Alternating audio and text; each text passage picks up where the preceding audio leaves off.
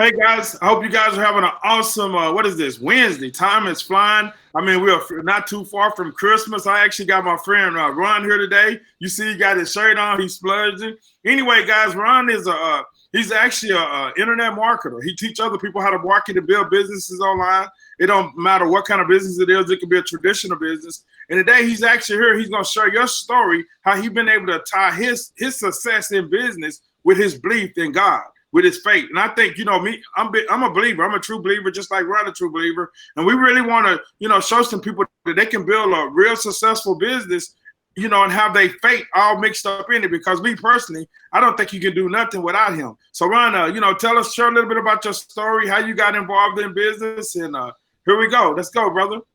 Yeah, Troy, first, thanks for having me on your live here. I know you're making some waves in network marketing and helping lead your team there. So I definitely appreciate you and what you're doing and me having to be here today. So yeah, actually, I got my start in network marketing as well when I was in college, and I was able to do really well in the industry. I had an amazing mentor, my buddy Ray Higdon. I used to flip houses down in Southwest Florida. That was my first business I had. And Ray was one of my competitors. So we kind of became friends through that. And when real estate took a dive for everybody, both of us, you know, he was getting involved in network marketing. He actually told me, I don't think you could do this. I don't know if you might be able to do this. And, you know, me being a, you know, young 20-something entrepreneur goes, what do you mean? I can do this?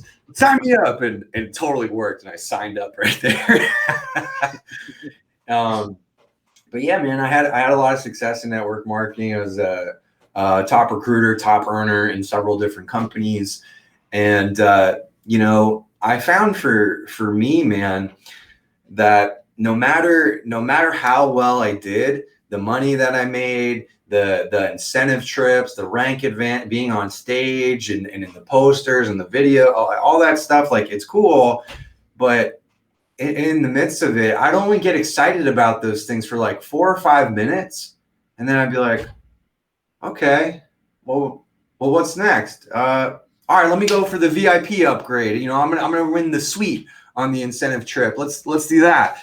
And like I'd win the next upgrade, and the same thing would happen. I'm like, why am I feeling this way? And Troy, that led me going down different things like drugs and alcohol, women, hanging out with the wrong kind of people, or just whole mess. And man, I got to this point where the company I was in ended up merging into a travel company, and I lost my income, about 90% of my income overnight, gone. And you know, I scrambled. I ended up getting a job as a furniture salesman, you know, selling furniture at Ashley Furniture in Naples. And I was a pretty good salesman, did well there, but I hated it, man. I hated it. But, you know, you got to do what you got to do to keep the lights on sometimes.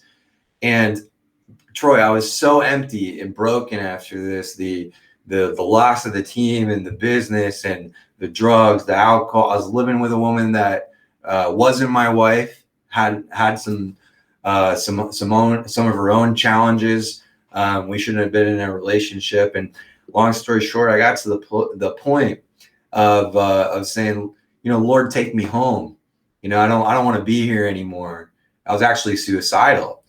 And I remember that day, 2 women showed up at my front door and they said, the Lord sent us here for you. I said, get out of here.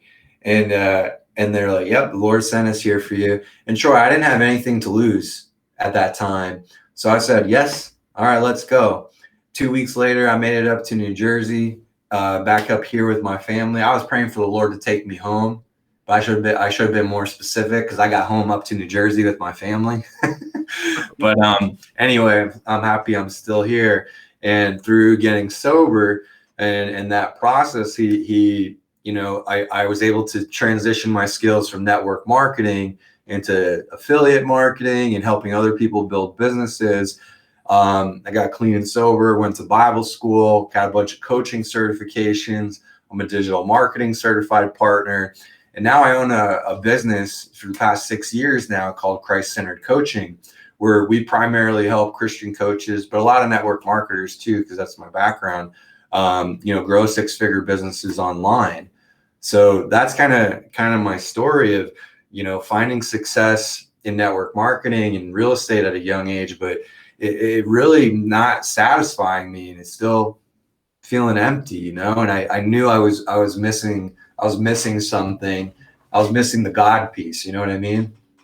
I exactly know. I exactly know what you mean, Ron. I think about it, man. Your story is similar to mine's almost. You know what I mean? Lisa, we got in network marketing. I mean, we crushed it. We crushed it in our first company. Hold on, somebody was calling me. We crushed it in my first company. I mean, we really did, right? And we stayed in that company for a little bit of 2 years, made a pretty good income. I made enough income to replace my income. I was an electrician, and then the company went out of business.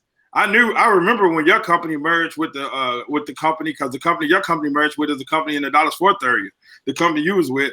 Oh, okay. Yeah, so I know exactly what company you're talking about. We won't say no names, but I know the company. Yeah, but so for me, when that happened, that actually kind of hurt me. I mean, it really hurt me. I remember sitting at George's table, and I was like, man, golly, my money is gone. And he was like, his money was gone. And me and him and my wife, all of us looked like we wanted to cry, right? But one thing about it is, always at the beginning, everybody goes through journeys, especially in their early 20s or whatever, where they might stray away. But I think the foundation that, if you raised a believer, no matter what, you always come back to that foundation, right? So even when I lost, we lost our income in that company, I actually got involved in another company, right?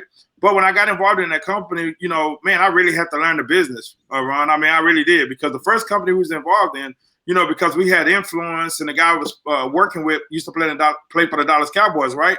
So the recruiting and stuff like that became real simple and easy. I mean, people just wanted to be connected with ball players and stuff, right? Yeah. But so we got in the second company, man, and it was kind of like you. I mean, we was able to create some success, but it took some time. And even it's amazing how things work, because I mean, me and you connected on Facebook, like I connect with most people. You asked me, Troy, are you a coach? Because you had started following. I was like, no, I'm not a coach. You know what I'm saying? And when we started chatting a little bit, and we had stuff in common. I mean, the company that one of the affiliated programs where you teach people how to market online, right? That's where I started at back in 2009. That's how I got to actually learn how to market online and stuff like that. But like I told you, man, I'm all about giving and serving. One thing that kept me involved in this industry so long is that being able to make an impact in other people's lives. So when I actually connected with you, Ron, I was like, man, you know what? This is powerful, because you kind of remind me of my son. And my son always wanted to, understand, how do I lead people to, Christ through business? You know what I'm saying? Because it's not only about business. When you targeting a younger generation, that just like you said, when you was younger, you was hitting the ranks, there was the money, and all that type of stuff. And that feeling would be empty, right? But when we target people at a younger age, we got to show them some kind of success. So how do you tie that together, Ron? How do you leave them from where they at to being fulfilled with God? Yeah, for me, during that time, I realized that I grew up in church, I knew God, but network marketing and the company and the opportunity was my idol. That was my God. That was my foundation. And not saying that having a good training and foundation network marketing, that's not what I'm talking about. I'm saying literally network marketing was a form of idolatry or worship almost for me, where I was the company, you know what I mean? And now I more identify as a son of King Jesus, a kid in the kingdom. And so to answer your question, how do we incorporate the two? I think it's one, really making God your CEO. I have the position of God, you're CEO, I'm manager. I'm going to be a steward of the finances I have access to, the people that I'm leading, my team, my product. I'll help me steward this the best I can and develop me as a leader. The Bible has amazing personal development and business lessons. Actually, most of our personal development is repackaged by biblical principles, and people just don't know it. But majority of it is from the book of Proverbs, man. So if you want to learn, real